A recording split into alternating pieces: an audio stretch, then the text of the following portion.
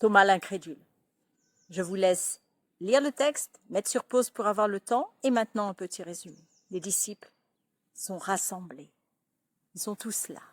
Tous? Non. Thomas n'est pas là. Les portes sont fermées, le Christ apparaît, la paix soit avec vous.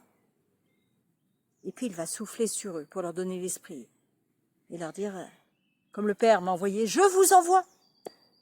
Alors il les envoie, ils savent, faire leur travail de disciples comme d'habitude. Il faut annoncer le salut, annoncer la grâce, le pardon, guérir les malades, chasser les démons comme d'habitude. Et puis Thomas va retrouver ses amis. Et là, il va sentir le décalage.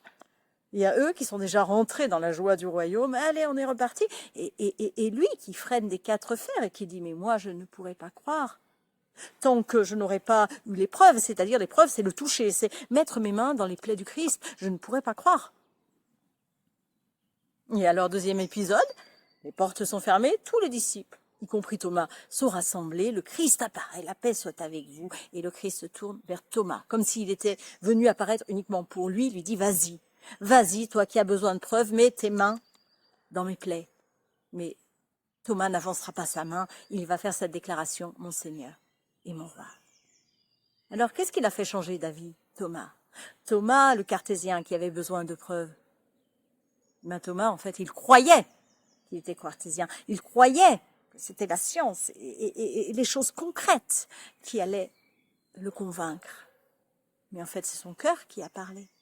Son cœur qui a parlé quand le Christ a mis en lumière les faibles défenses qu'il avait mis en place pour se garder de toute espérance et de toute capacité de croire et de suivre le Christ à nouveau. Peut-être parce qu'il était fatigué, découragé, comme ceux qui disent « Moi, je ne crois plus en l'amour et je n'aimerai jamais parce que j'ai été trop trompé » ou « Je ne crois plus en la vie parce que j'ai trop souffert ». Ceux-là sont des gens qui construisent comme une petite muraille autour d'eux. Et le Christ, avec 3 mots, il a renversé tout ça. Alors toi qui te sens fatigué, qui aimerait construire une petite muraille pour ne pas y aller quand le Christ t'appelle, je veux te dire, le Christ est apparu juste pour Thomas, juste pour lui, parce qu'il avait aussi besoin de lui pour annoncer le royaume. Le Christ a besoin de toi pour annoncer le royaume, et si tu es fatigué, tu auras toute la mort pour te reposer, mais là, tu es en vie, il faut racheter le temps, chaque minute est précieuse. Courage.